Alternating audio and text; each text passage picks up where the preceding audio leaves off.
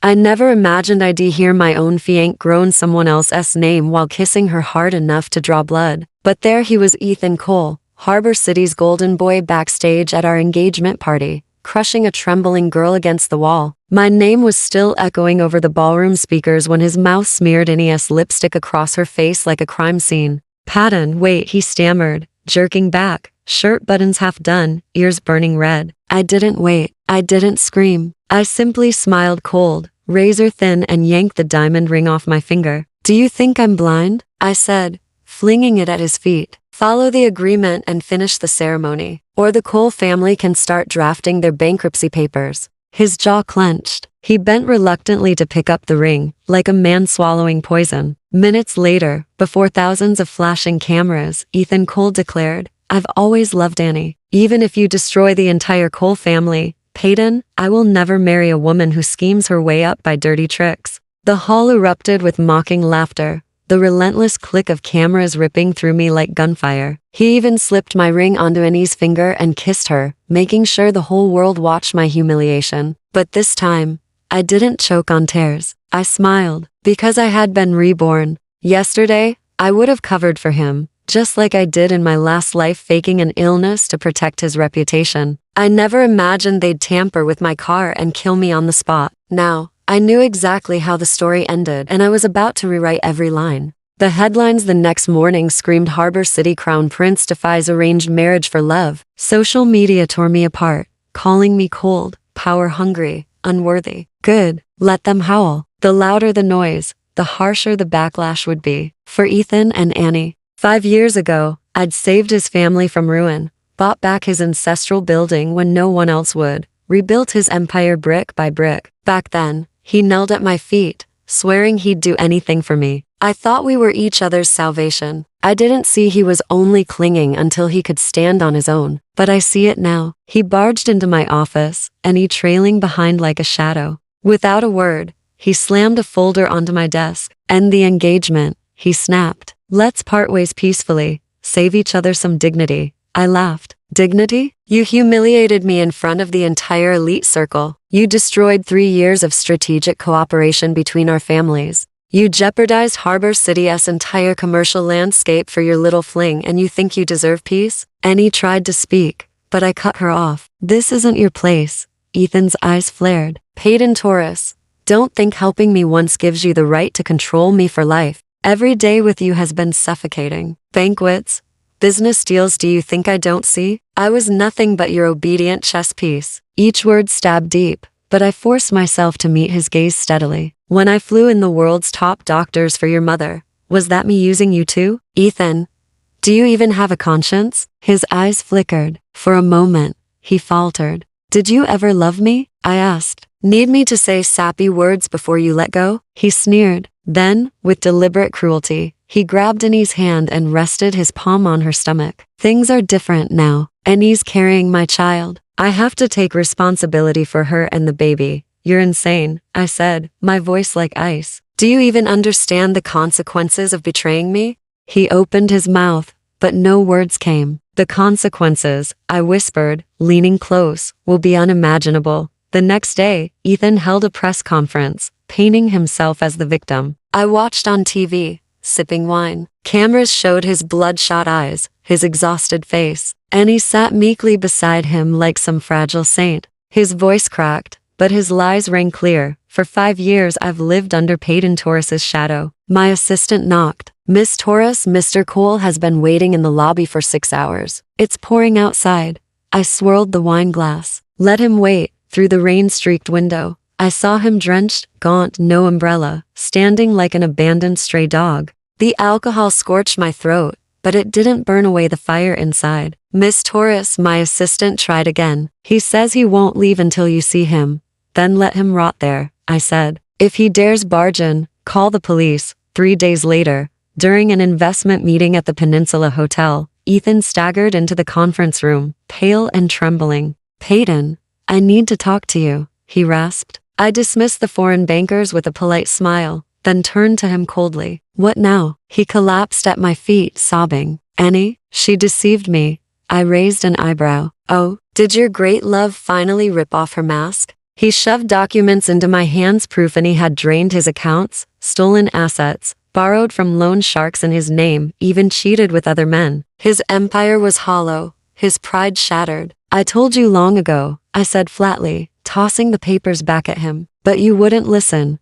Tears streaked his face. I'm sorry, Peyton. I know I was wrong. Please, forgive me. I leaned down, voice dripping with contempt. Do you know where I first found Annie? She was clinging to other men in the Monte Carlo casino, gambling away $50 million in one night. If I hadn't blocked her passport, she would have run abroad with all your money. He froze as if struck by lightning, lips trembling. Ethan Cole, I murmured, your taste in women is pitiful. From that day, he haunted every corner of my life, waiting outside my office, my villa, restaurants, always silent, always desperate. Harbor City's media feasted on the scandal. Hashtag Ethan begging for reconciliation stayed trending for a week. He even sold his luxury cars, watches, everything he owned, to cover the Cole family's losses. He knelt before Taurus Group's partners to beg forgiveness on my behalf, his pride shredded to nothing. The 10th time he appeared at my office, he shoved a stack of signed transfer papers toward me. His bold signature was pressed so hard the ink bled. No conditions, he whispered, lips cracked. Consider this my atonement. My father's shares are here too. The Cole family is yours. I closed the file slowly. Do you regret it? He trembled, unable to speak, tears splattering the desk. My silence was the only answer he would ever get. And just like that, the man who once swore he'd do anything for me handed over everything he owned. And he vanished across the border into forced labor. Ethan disappeared from Harbor City, a ghost of his former self. But I didn't feel joy, only a quiet, bone-deep clarity. By the time he finally understood the cost of his betrayal, I no longer had a heart willing to forgive. The sunset bled across Harbor City when I signed the last page of the transfer papers. The Cole family, once Ethan's pride, now belonged to me. His father fled abroad with what little fortune remained. Annie, stripped of her beauty and wealth, was trafficked across the border, sold to the very kind of men she once toyed with. Ethan, he disappeared. But I didn't celebrate. I didn't drink. I didn't even smile. Because revenge doesn't taste sweet, it tastes like ashes. For weeks, reporters hounded me. Is it true Ethan Cole knelt outside your villa? Did you really turn your fiancé into a pauper? Do you regret anything? I regret only one thing. That I ever forgave him in my first life. One night, as I reviewed documents for a $1 billion acquisition, my assistant whispered, Miss Taurus, Mr. Cole is here again. He looks different.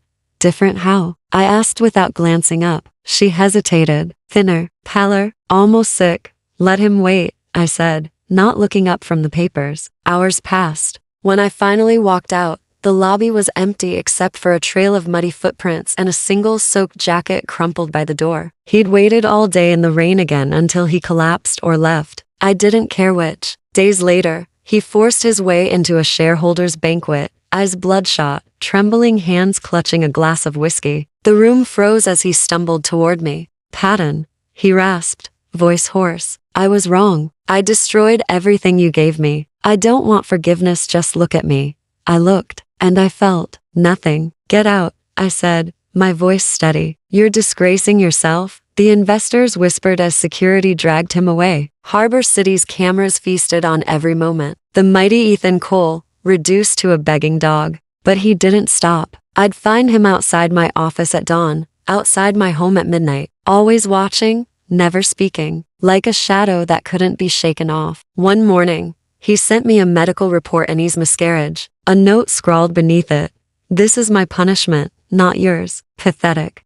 Another week passed. I heard he sold his last sports car to repay a Taurus Group supplier on my behalf. Then I heard he'd been beaten bloody by loan sharks trying to collect Annie's debts. His fall was absolute. The 11th time he came to me, I almost didn't recognize him. His once perfect suit was wrinkled, his cheeks hollow, his lips cracked. He placed a small velvet box on my desk. Inside was the same engagement ring I'd thrown at his feet that night. No conditions. He whispered again. Take it. Take everything. I don't deserve to wear it. Ethan, I said softly. Do you regret betraying me? Or do you just regret losing? He flinched like I'd struck him. Get out, I said coldly, shutting the box. And don't come back. That was the last time I saw him. Weeks later, Harbor City buzzed with news: Ethan Cole bankrupt, missing, presumed abroad. But I knew better. He didn't run. He simply disappeared, stripped of everything, a ghost fading from the city that once worshipped him. One evening,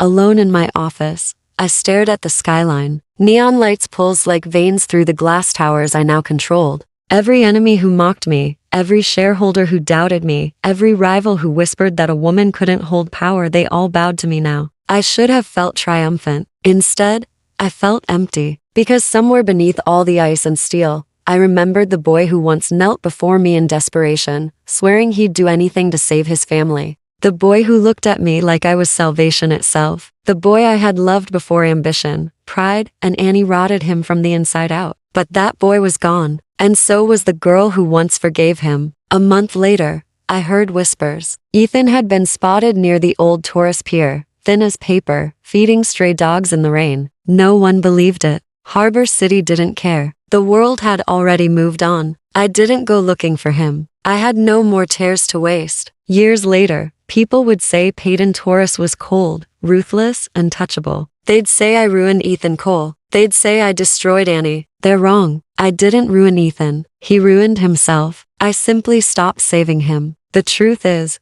revenge isn't about hatred. It's about clarity. It's about finally seeing people for who they are. And by the time Ethan Cole finally understood what he'd thrown away, my heart was no longer his to beg for. The sun sank behind Harbor City's skyline, turning the glass towers gold. I closed my office blinds and smiled faintly to myself. This second life wasn't about him. It was about me. And for the first time, it truly belonged to me, peaceful, powerful, and free.